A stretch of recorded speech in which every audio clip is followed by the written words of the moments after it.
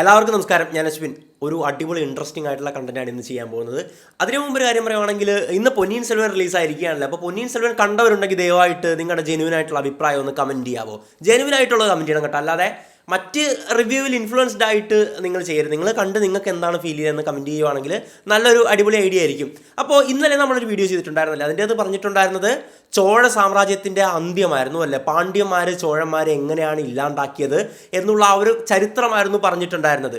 അപ്പോൾ the end of ചോഴാസ് അതായിരുന്നു നമ്മുടെ ഇന്നലത്തെ വീഡിയോ അല്ലേ. ഒരുപാട് പേര് എന്നോട് ഇൻബോക്സ് ചോദിച്ച കാര്യമാണ്, ആരാണ് ഈ പാണ്ഡ്യന്മാരെ പറ്റിയിട്ടൊരു വീഡിയോ ചെയ്യാവോ എന്നല്ലേ. ചോഴന്മാരെ ഒതുക്കിയ പാണ്ഡ്യന്മാരെ പറ്റി തീർച്ചയായിട്ടും നമുക്കറിയാം. ഇന്ന് ഞാൻ പറയാൻ പോകുന്നത് പാണ്ഡ്യന്മാരെ പറ്റിയിട്ടാണ്. പാണ്ഡ്യന്മാരെ പറ്റിയിട്ട് ഒരു 15 ഫാക്റ്റുകളായിട്ട് പറയാം. അപ്പോൾ കേട്ടിരിക്കാൻ, ഈ ഫാക്റ്റ് പറയുമ്പോൾ എന്താ രസം എന്ന് പറഞ്ഞു കഴിഞ്ഞാൽ ഓരോരോ പോയിന്റായിട്ട് ഇങ്ങനെ കേട്ടിരിക്കാൻ ഒരു പ്രത്യേക രസമാണ്. അപ്പോൾ നമ്മുടെ വിഷയം അതാണ്, 15 ഫാക്ട്സ് അബൌട്ട്സ് പാണ്ഡ്യന്മാരെ പറ്റിയിട്ട്. ഒന്നാമത്തെ കാര്യം എന്തെന്നാൽ, അതിനും എന്തോ പറയാൻ വന്നായിരുന്നു. ഈ വീഡിയോ ഒന്ന് ലൈക്ക് ചെയ്ത് വെച്ചേക്കുക. ഈ ലൈക്കിൻ്റെ പ്ലേലിസ്റ്റിലൊക്കെ ഇങ്ങനെ വന്ന് കിടക്കും, അപ്പോൾ വച്ചിട്ട് കാണുക. ഒന്നാമത്തെ കാര്യം എന്താണെന്ന് കഴിഞ്ഞാൽ, ഈ ഒരു പാണ്ഡ്യ എന്ന് പറയുന്ന വേർഡിൻ്റെ ഉത്ഭവമാണ്, എത്തിമോളജിയാണ്. പലതരത്തിലുള്ള എത്തിമോളജീസ് ഉണ്ടെങ്കിലും പറയപ്പെടുന്ന 2 ഞാൻ പറയാം. ഒന്നാമത്തത് പണ്ട് എന്ന് പറയുന്ന വാക്കിൽ നിന്ന് ഉത്ഭവിച്ചു എന്നുള്ളതാണ്. പണ്ട് എന്ന് പറയുന്നത് നമ്മുടെ മലയാളത്തിലെ പണ്ട് തന്നെ, പണ്ടത്തെ കാലം എന്ന് പറയത്തില്ലേ, അതായത് പഴയ ഓൾഡൻ പീപ്പിൾ, പണ്ടുണ്ടായിരുന്ന ആൾക്കാർ എന്നുള്ള തരത്തിൽ ഉള്ളൊരു വ്യാഖ്യാനമുണ്ട്. രണ്ടാമത്തെ കാര്യം എന്തെന്ന് കഴിഞ്ഞാൽ, പാണ്ട് എന്നുള്ള വാക്കിൽ നിന്നാണ് അത് വന്നതെന്ന്. പാണ്ടെന്ന് പറഞ്ഞു കഴിഞ്ഞാൽ നമ്മുടെ മലയാളത്തിലെ പാണ്ട് തന്നെ, പാണ്ടും പുള്ളിയും. നമ്മുടെ കയ്യിലൊക്കെ എന്തെങ്കിലും വീണ പാണ്ട്, എന്താണ് പാണ്ട് എന്നൊക്കെ ചോദിക്കത്തില്ലേ, അത് തന്നെ സംഭവം. ഇതെന്നൊക്കെ പറയുന്നത് ദ്രാവിഡവും സംസ്കൃതവും ഒക്കെ ആയിട്ട് ബന്ധപ്പെട്ടൊന്ന് തന്നെയാണ്. നമ്മൾ നോക്കുവാണെങ്കിൽ തമിഴ്നാട്ടിലെ പല ഭാഷകളും നമ്മൾ മലയാളത്തിൽ ഉപയോഗിക്കുന്നുണ്ട്. ഇതൊക്കെ ദ്രാവിഡ ഭാഷയിൽ നിന്ന് ഉത്ഭവിച്ചു വന്ന ഒന്നാണ് നമ്മുടെ ഈ ലാംഗ്വേജസ് ഒക്കെ. അതുകൊണ്ടാണ് എല്ലാത്തിലും ഒരു ലിങ്ക് കാണാൻ പറ്റുന്നത്. പേര് സൂചിപ്പിക്കുന്ന പോലെ തന്നെ ഇവർ ഒരുപാട് പണ്ടത്തെ ആൾക്കാരാണല്ലേ. മഹാനായിട്ടുള്ള യേശു ക്രിസ്തു ഒക്കെ ജനിക്കുന്നതിന് എത്രയോ വർഷം മുമ്പ് പാണ്ഡ്യ സാമ്രാജ്യം, ഈ ഒരു പാണ്ഡ്യ ഡൈനാസ്റ്റി ഇവിടെ ഉണ്ടായിരുന്നു. 500-600 BC കാലഘട്ടങ്ങളിൽ പോലും ഇവരെ പറ്റിയിട്ടുള്ള കാര്യങ്ങളൊക്കെ നമുക്ക് വിക്കിപീഡിയ റെഫർ ചെയ്താൽ കാണാൻ സാധിക്കുന്നതാണ്.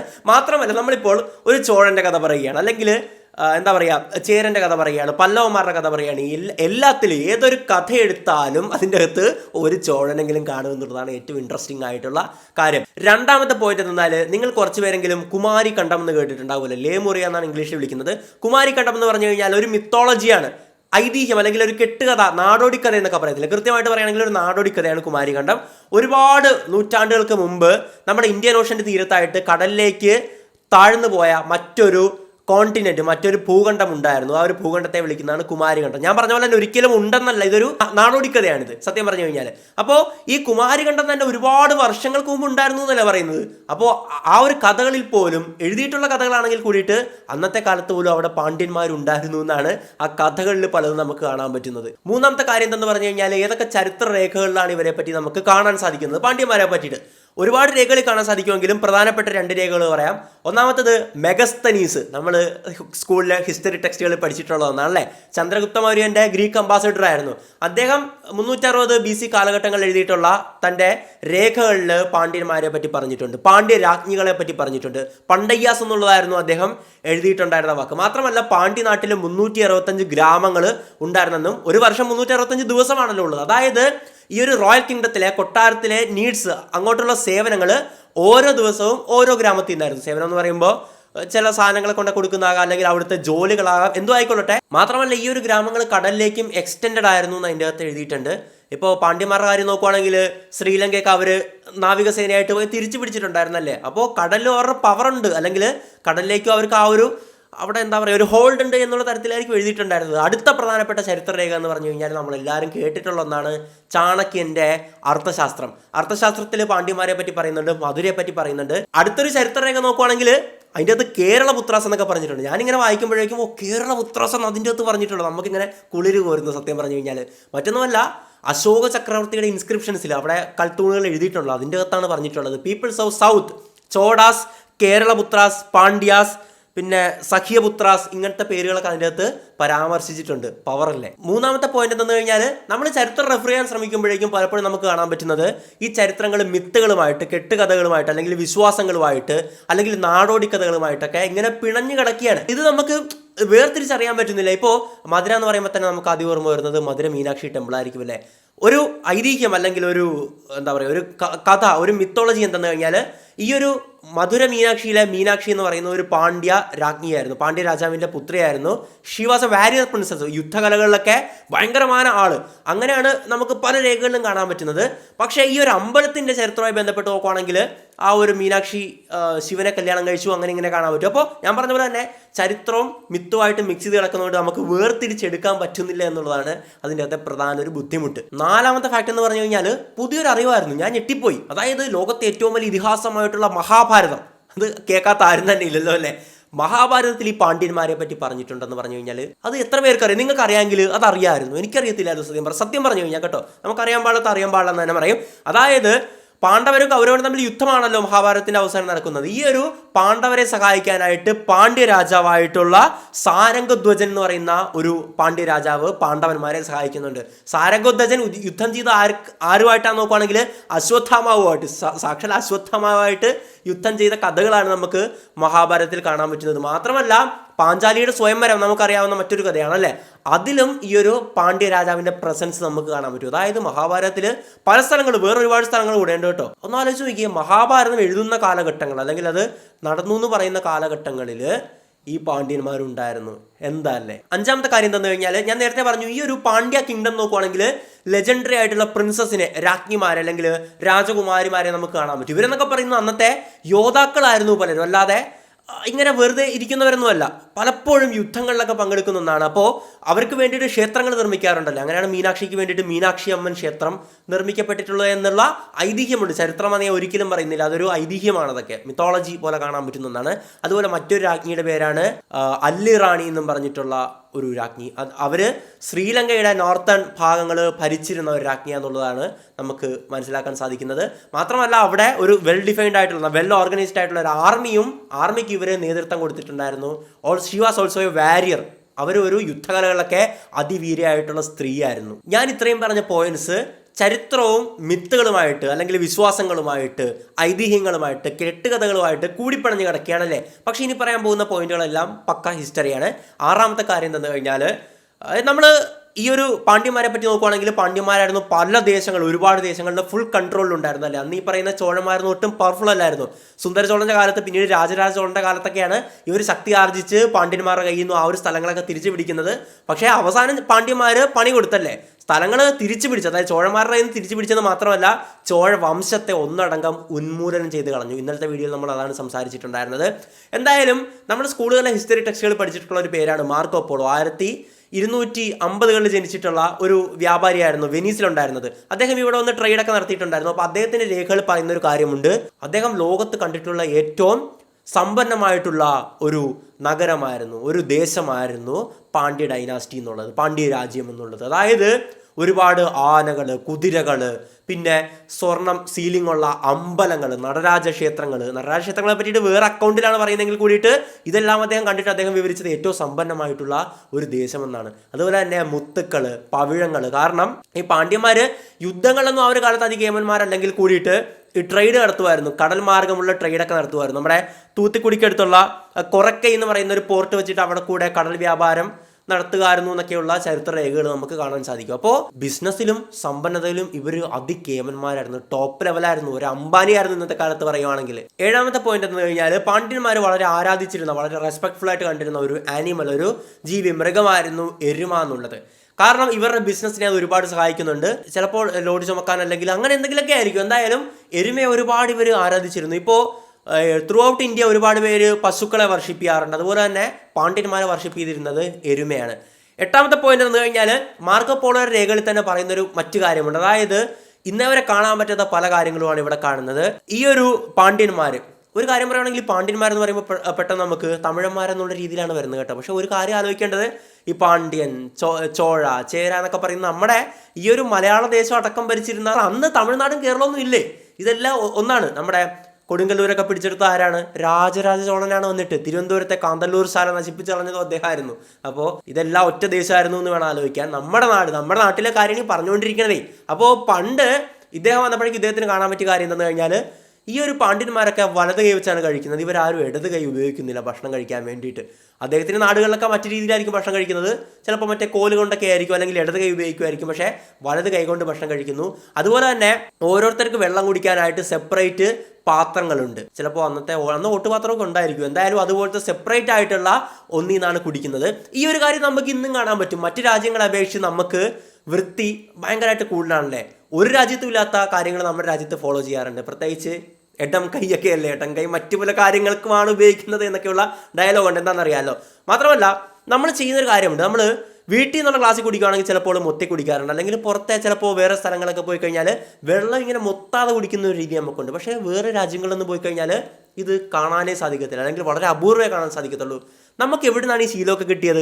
ഇത്രത്തോളം വൃത്തി. ഇപ്പോൾ പഴയ സിനിമകളിൽ തന്നെ നമ്മൾ കണ്ടിട്ടുള്ളൊരു കാര്യമാണ്. ആൾക്കാർ വീട്ടിലേക്ക് കയറുമ്പോഴേക്കും പുറത്തൊരു കിണ്ടി ഇരിപ്പുണ്ടായിരിക്കും. കിണ്ടി വെച്ച് കാല് കഴുകിയിട്ടാണ് വീട്ടിലേക്ക് കയറുന്നത്. ഇപ്പോൾ ആ ശീലമൊന്നും കാണാറില്ല, പക്ഷെ പണ്ടുണ്ടായിരുന്നതാണ്. അപ്പോൾ പരമ്പരാഗതമായിട്ട് നമുക്ക് കൈമാറി വന്നിട്ടുള്ള കുറച്ച് വ്യത്യസ്ത ശീലങ്ങളും വൃത്തിശീലങ്ങളല്ല, ഹൈജീനിക് ആയിട്ടുള്ള കുറച്ച് കാര്യങ്ങളൊക്കെ ഉണ്ട്. 9ാമത്തെ കാര്യം എന്ന് കഴിഞ്ഞാൽ മധുവിനെ പറ്റിയിട്ടുള്ളതാണ്. നമ്മുടെ നടൻ മധുസാറല്ല, മധു കള്ള് എന്ന് പറയുന്ന അർത്ഥമുണ്ടല്ലോ. അന്നത്തെ കാലത്ത് ഉണ്ടായിരുന്ന തരത്തിലുള്ള കള്ളായിരിക്കണം. വാറ്റിയെടുത്തായിരിക്കാം, പുളിപ്പിച്ചെടുത്തായിരിക്കാം, സോമരസം എന്നൊക്കെയുള്ള പേരുകൾ അറിയപ്പെടാറുണ്ടല്ലേ.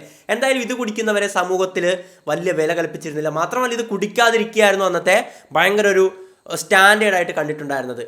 നമ്മൾ ഇന്നത്തെ കാലം നോക്കുകയാണെങ്കിലും വലിയ വ്യത്യാസമൊന്നുമില്ല. കുടിക്കുന്നത് വിഷയമില്ല, പക്ഷേ കുടിച്ചിട്ട് റോഡിലൊക്കെ കിടന്ന് എഴയുന്നവനെ സമൂഹം അങ്ങനെ തന്നെ കാണത്തുള്ളൂ. അല്ലെങ്കിൽ കുടിച്ചിട്ട് മറ്റുള്ളവരെ തല്ലുക, തെറി വിളിക്കുക, സഭ്യം പറയുക, അതൊക്കെ മോശമായിട്ടുള്ള ഒന്ന് തന്നെയാണല്ലേ. അപ്പോൾ ആ ഒരു പേരിൽ തന്നെ നമുക്ക് ഇന്നും കാണുകയുള്ളൂ എന്നുള്ളതാണ് മറ്റൊരു സത്യം. പാണ്ഡ്യന്മാർ ഈ ഒരു പ്രിൻസിപ്പിളാണ് ഫോളോ ചെയ്ത് വന്നിട്ടുണ്ടായിരുന്നത്. പക്ഷേ മറ്റ് പല രാജവംശങ്ങൾ നോക്കുകയാണെങ്കിൽ ഈ ഒരു സോമരസം കുടിക്കുന്നതൊക്കെ അവർക്കൊരു ശീലമായിരുന്നു. പാണ്ഡ്യന്മാർ അതല്ല ഫോളോ ചെയ്ത് വന്നത്. 10ാമത്തെ കാര്യം എന്താ നോക്കുകയാണെങ്കിൽ നമ്മൾ പലപ്പോഴും കറുപ്പായിട്ടുള്ള ദൈവങ്ങളെ വെളുപ്പിച്ചെടുക്കാറുണ്ടല്ലേ. അതായത് കറുത്ത ദൈവങ്ങളെ ആരാധിക്കാൻ പലർക്കും ബുദ്ധിമുട്ടാണ്. അതുകൊണ്ട് തന്നെ നമ്മൾ നൈസായിട്ട് വെളുപ്പിക്കും.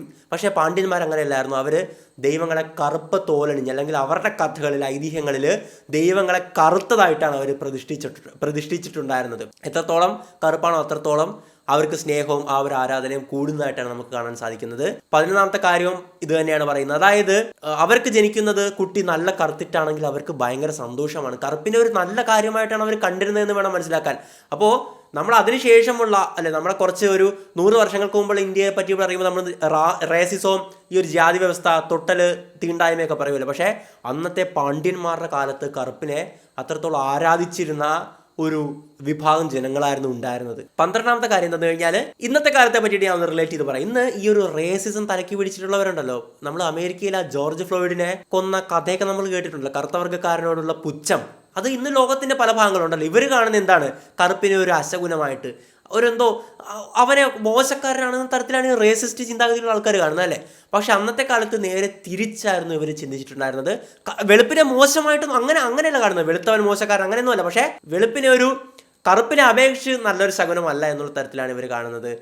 പലപ്പോഴും ഇവരുടെ തന്നെ പ്രേതകഥകൾ അല്ലെങ്കിൽ യക്ഷി എന്നൊക്കെ പറയുമ്പോഴേക്കും അതിനെ വെളുപ്പായിട്ടാണ് അവർ ഡിസ്ക്രൈബ് ചെയ്തിട്ടുണ്ടായിരുന്നത്. കറുപ്പിനെ നല്ല ശകുനമായിട്ടും വെളുപ്പിനെ മോശം ശകുനമായിട്ടുമാണ് അവർ കണ്ടിരുന്നത്. 13ാമത്തെ കാര്യം എന്താണെന്ന് കഴിഞ്ഞാൽ ഞാൻ ഇന്നലെ പറഞ്ഞിട്ടുള്ള വീഡിയോ ആണ്. അതായത് ചോഴന്മാരുടെ അന്ത്യം. ഈ പാണ്ഡ്യന്മാരുടെ കാര്യം നോക്കുകയാണെങ്കിൽ പാണ്ഡ്യന്മാർ ആദ്യം എല്ലാം ഭരിച്ചിരുന്നത് പാണ്ഡ്യന്മാരാണ്. ചോഴന്മാർ ശക്തി ആർജിച്ചു വന്നു, ഇവരെ തളർത്തി, ഇവരെ യുദ്ധം ചെയ്ത് തോൽപ്പിച്ചു, അതെല്ലാം തിരിച്ചു പിടിച്ചു.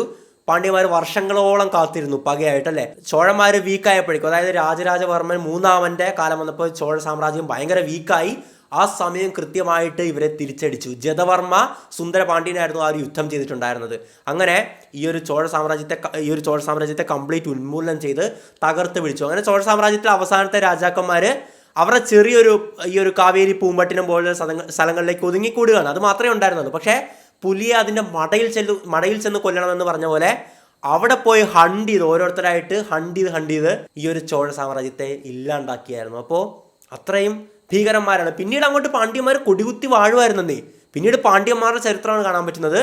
ഈ ഒരു ചോഴന്മാരുടെ അവസാന രേഖകൾ നോക്കുകയാണെങ്കിൽ 1259 അതിനുശേഷം ചോഴന്മാരെ പറ്റിയിട്ടുള്ള ഒരു വിവരവും ഇല്ല. പക്ഷേ 1600-കളിൽ പോലും നമുക്ക് പാണ്ഡ്യന്മാരെ പറ്റിയിട്ടുള്ള ചരിത്ര രേഖകൾ കാണാൻ സാധിക്കും. 14ാമത്തെ കാര്യം എന്തെന്ന് കഴിഞ്ഞാൽ നമ്മൾ ഇന്ന് ബിസിനസ്സുകളെ പറ്റി സംസാരിക്കാറുണ്ട്, വലിയ ബിസിനസ്മാൻമാരെ പറ്റി സംസാരിക്കാറുണ്ടല്ലേ. പക്ഷേ അന്നത്തെ കാലത്ത് ഈ പാണ്ഡ്യന്മാരുണ്ടല്ലോ ഭയങ്കര ബിസിനസ്സുകാരായിരുന്നു, ഭയങ്കര ആസ്തിയായിരുന്നു. ഞാൻ ആദ്യം പറഞ്ഞല്ലോ, ഇവർ ട്രേഡ് ചെയ്തിട്ടുണ്ടായിരുന്നു. കടൽ മാർഗ്ഗമൊക്കെ ട്രേഡ് എവിടം വരെ നോക്കുകയാണെങ്കിൽ അറബ് നാടുകളുമായിട്ട് വരെ ട്രേഡ് ചെയ്തിട്ടുണ്ടായിരുന്നു. നമ്മൾ ഡൽഹി സുൽത്താനേറ്റ് എന്ന് കേട്ടിട്ടുണ്ടല്ലേ. അങ്ങനെ ഡൽഹി സുൽത്താനേറ്റിലെ അലാവുദ്ദീൻ ഖിൽജി, ഡൽഹി സുൽത്താനേറ്റ് എന്ന് എന്തിനാ പറയുന്നത്, ഈ പേര് ചരിത്ര പുസ്തകങ്ങൾ ഒരുപാട് ഊട്ടി ഉറപ്പിച്ച് തലയെ കുത്തി വെച്ച് തന്നിട്ടുള്ളതല്ലേ. പക്ഷെ നമ്മുടെ ദേശത്തെ നശിപ്പിച്ച രാജാക്കന്മാരാണ് ഡൽഹി സുൽത്താനേറ്റിൽ ഉണ്ടായിരുന്നത്. അവരെ പറ്റിയിട്ട് നമ്മൾ പഠിക്കുന്നു. നമ്മുടെ മണ്ണിലുണ്ടായിരുന്ന ചോഴന്മാരെ പറ്റിയിട്ടും ചേരന്മാരെ പറ്റിയിട്ടും പാണ്ഡ്യന്മാരെ പറ്റിയിട്ടൊന്നും ഒരു തേങ്ങയും പഠിപ്പിക്കുന്നില്ല. നമ്മൾ പഠിക്കുന്ന സ്കൂൾ ഹിസ്റ്ററി ഉണ്ടല്ലോ, അത് കൃത്യമായിട്ടുള്ള അജണ്ടകൾ പ്രകാരം എഴുതി തയ്യാറാക്കിയതാണെന്നാണ് ഞാൻ പറയത്തുള്ളൂ. എന്തിൻ്റെ അടിസ്ഥാനത്തിലാണ് ഞാൻ പറയത്തുള്ളൂ? കാരണം നമ്മുടെ പഴശ്ശിരാജയെ പറ്റിയിട്ട് മര്യാദയ്ക്ക് അതിൻ്റെ അകത്ത് പഠിപ്പിക്കുന്നുണ്ടോ? ഇതൊക്കെ നമുക്കറിയാമോ? പഴശ്ശിരാജയെ പറ്റിയിട്ട് പലരും ഡീറ്റെയിൽ ആയിട്ട് പഠിക്കുന്നത് അല്ലെങ്കിൽ മനസ്സിലാക്കുന്നത് നമ്മുടെ മമ്മൂക്കയുടെ സിനിമ കണ്ടിട്ടാണ്. എന്താ അവസ്ഥയല്ലേ. എന്തായാലും ഈ ഡൽഹി സുൽത്താനേറ്റിലെ അലാവുദ്ദീൻ ഖിൽജി ഈ ഒരു പാണ്ഡ്യന്മാരുടെ സ്വത്തിനെ പറ്റിയിട്ട് വലിയൊരു സ്വത്ത് സാമ്രാജ്യമുണ്ടെന്ന് കേട്ടിട്ട് യുദ്ധം ചെയ്യാനായിട്ട് ഇവിടെ ഇൻവൈഡ് ചെയ്യാൻ വരുവാണ്. സൗത്ത് ഇന്ത്യ, തമിഴ്നാടെന്നല്ല, ഈ സൗത്ത് ഇന്ത്യ, നമ്മുടെ കേരളവും എല്ലാം ഇൻവൈഡ് ചെയ്യുകയാണ്. അലാവുദ്ദീൻ ഖിൽജിയുടെ ജനറലായിട്ടുണ്ടായിരുന്നു, അതായത് സൈന്യത്തലവനായിരിക്കാം, ഒരു എന്താ പറയുക, മാലിക് കാഫിർ ഉണ്ടായിരുന്നു. കാഫിർ അല്ലല്ലോ, മാലിക് കഫൂർ. അപ്പോൾ അലാവുദ്ദീൻ ഖിൽജി മാലിക് കഫൂറിനെ പടയാണ് ഇങ്ങോട്ട് പറഞ്ഞു വിട്ടിട്ടുണ്ടായിരുന്നത്. ഞാൻ പറഞ്ഞു പാണ്ഡ്യന്മാർ യുദ്ധത്തിൽ അതികേവന്മാരാണ്. ആർക്ക് മുമ്പിൽ അവർ തലകുനിക്കുന്നവരല്ലേ, ചോഴന്മാരെ ഉന്മൂലനം ചെയ്ത് ഇല്ലാണ്ടാക്കിയവരാണ്. അത്രയും പക്കയായിട്ടുള്ള ആർമി ഉണ്ടായിരുന്നു. പക്ഷേ ഈ ഒരു കാലഘട്ടത്തെ അവസ്ഥ നോക്കുകയാണെങ്കിൽ എന്താ സംഭവിച്ചുകൊണ്ടിരുന്നതെന്ന് അറിയാവോ? നമ്മുടെ ചോഴന്മാർക്ക് വന്ന അതേ വിധി, ഫെയ്റ്റ് ആണ് ഇവർക്കും വന്നത്. ചോഴന്മാർ അവസാനം ചേട്ടനും അനിയനും തമ്മിൽ തല്ലിയിട്ട് ഈ ഒരു സൈന്യം വീക്കാവുമായിരുന്നില്ല, അവരുടെ ദേശം വീക്കാവുമായിരുന്നു. അതുപോലെ തന്നെ ഇവിടെ സംഭവിക്കുകയാണ്. പാണ്ഡ്യന്മാര് ചേട്ടനും അനിയനും സിംഹാസനത്തിന് വേണ്ടിയിട്ട് തമ്മിൽ തല്ലുകയാണ്. ആരൊക്കെയാന്ന് നോക്കുകയാണെങ്കിൽ വീരപാണ്ഡ്യൻ നാലാമനും സുന്ദരപാണ്ഡ്യൻ നാലാമനും. ഇവർ യുദ്ധം ചെയ്തുകൊണ്ട് ഇന്റേണൽ പൊളിറ്റിക്സ് അല്ലെങ്കിൽ ഇന്റേണൽ കോൺഫ്ലിക്റ്റ് ഉണ്ടാകുമ്പോഴേക്കും ആർമി തന്നെ രണ്ട് വിഭാഗമായിട്ട് തിരിയും. അവർ അവിടുത്തെ യുദ്ധം ചെയ്ത് സ്വന്തമായിട്ട് കുത്തിച്ചത്തോണ്ടിരിക്കുകയാണ്. ആ സമയത്താണ് ഈ പറയുന്ന മാലിക് കഫൂർ വന്ന് കംപ്ലീറ്റ് കൊള്ളയടിക്കാൻ പോകുന്നത്. മാലിക് കഫൂർ വന്നപ്പോൾ തന്നെ ഇവർ ഒളിവിൽ പോയി എന്നുള്ളതാണ് നമുക്ക് മനസ്സിലാക്കാൻ സാധിക്കുന്നത്. ഇവരെ കിട്ടിയില്ല. പക്ഷേ മറിച്ച് മധുരയിലുണ്ടായിരുന്ന, നമ്മുടെ സൗത്ത് ഇന്ത്യയിലുണ്ടായിരുന്ന കോടിക്കണക്കിന് വില വരുന്ന പലതും ഇയാൾ കടത്തിക്കൊണ്ടുപോവുകയാണ്. ലക്ഷക്കണക്കിന് കുതിരകള്, ആനകൾ, കുതിര എന്നൊക്കെ പറയുന്ന അന്ന് ഇവിടെ മാത്രമേ ഉണ്ടായിരുന്നുള്ളൂ, അല്ലെ, വേറെ സ്ഥലത്ത് നിന്ന് ഈ ഒരു കടൽ മാർഗം കൊണ്ടുവന്നതായിരുന്നു. ആനകള്, ഈ സ്വർണ്ണങ്ങള്, രത്നങ്ങള്, പൊൻവരാഹങ്ങൾ, അതോടൊപ്പം പല രേഖകളും കാണാൻ പറ്റുന്നത് ഇന്ന് കടലൂർ ജില്ലയിലുള്ള ഒരു പ്രദേശമുണ്ട്. അവിടെ ഒരു നടരാജ ക്ഷേത്രം ഉണ്ടായിരുന്നെന്നും അതിൻ്റെ സീലിംഗ് ഒക്കെ കംപ്ലീറ്റ് സ്വർണം കൊണ്ട് പൂശിയതാണെന്നുമുള്ള ചരിത്രരേഖകളുണ്ട്.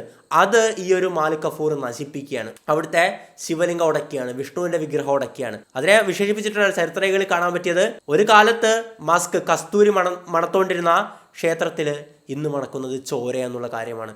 ഇവിടുത്തെ പല ക്ഷേത്രങ്ങളും നശിപ്പിച്ചു, പല സ്വത്തുക്കളും കൊള്ളയടിച്ചു കൊണ്ടുപോയി. ഡൽഹി സുൽത്താനേറ്റൊക്കെ ചെയ്ത കാര്യമാണിത്. നമ്മൾ പഠിക്കുന്നത്, ഞാൻ പറഞ്ഞ പോയിന്റ് എന്തെന്ന് പറഞ്ഞു കഴിഞ്ഞാൽ, നമ്മൾ അവരെ പറ്റി പഠിക്കുന്നു, അവർ പൊളിയാണ് മുത്തേന്നും പറഞ്ഞിട്ട് അവസ്ഥ തന്നെ. പിന്നീടുള്ള കാലഘട്ടങ്ങളിൽ പാണ്ഡ്യന്മാർ വലിയ ശക്തി ആർജിച്ച് ഭരിച്ചതായിട്ട് നമുക്ക് കാണാൻ പറ്റുന്നില്ല. പല പ്രദേശങ്ങളും അവർക്ക് നഷ്ടപ്പെട്ടു. സൗത്ത് കേരള ഭാഗങ്ങൾ കംപ്ലീറ്റ് അവരുടെ കയ്യിൽ നിന്ന് പോവുകയാണ്. അവസാന കാലഘട്ടങ്ങളിൽ അവർ പാർത്തിട്ടുണ്ടായിരുന്നത് തെങ്കാശിയിലാണ്. തെങ്കാശി പട്ടണം എന്നൊക്കെ കേട്ടിട്ടില്ല, തെങ്കാശിയിലാണ് അവരുണ്ടായിരുന്നത്. 1600 കാലഘട്ടങ്ങൾ വരെ അവരെ പറ്റിയിട്ടുള്ള വിവരങ്ങൾ നമുക്ക് ലഭ്യമാണ്. പിന്നീട് നമുക്ക് അവരെ പറ്റിയിട്ട് യാതൊരു വിധ വിവരവും ഇല്ല. അപ്പോൾ ഇൻട്രസ്റ്റിംഗ് ആണ്. പക്ഷെ എനിക്കിങ്ങനെയൊക്കെ കേൾക്കുമ്പോൾ, ഇതുപോലത്തെ കഥകളൊക്കെ കേൾക്കുമ്പോൾ പിന്നീട് അവർക്ക് എന്ത് സംഭവിച്ചു എന്നറിയാനുള്ള ഒരു ത്വരയായിരിക്കും. അവരുടെ വംശങ്ങളിൽപ്പെട്ട ഏതെങ്കിലും മനുഷ്യർ ഭൂമിയിൽ ഉണ്ടാകുമോ എന്നൊക്കെ ഇങ്ങനെ ചിന്തിക്കുകയാണ്. ചരിത്രം ഭയങ്കര ഇൻട്രസ്റ്റിംഗ് ആണല്ലേ. പക്ഷേ പലപ്പോഴും നമ്മൾ ചരിത്രം എന്ന് പറഞ്ഞ് പഠിക്കുന്നത് ആരുടെയൊക്കെയോ എഴുതി തയ്യാറാക്കിയിട്ടുള്ള അജണ്ടയാണ് എന്നുള്ളതാണ് വസ്തുതാപരമായിട്ടുള്ള കാര്യം. അപ്പോൾ ഇതൊക്കെയാണ് ചോഴന്മാരെ പറ്റിയിട്ടുള്ള കാര്യങ്ങൾ, പാണ്ഡ്യന്മാരെ പറ്റിയിട്ടുള്ള കാര്യങ്ങൾ. എന്തായാലും മറ്റൊരു വീഡിയോയിൽ മറ്റൊരു വിഷയമായിട്ട് നമുക്ക് വീണ്ടും കാണാം. It's me Ashwin Madappally signing out.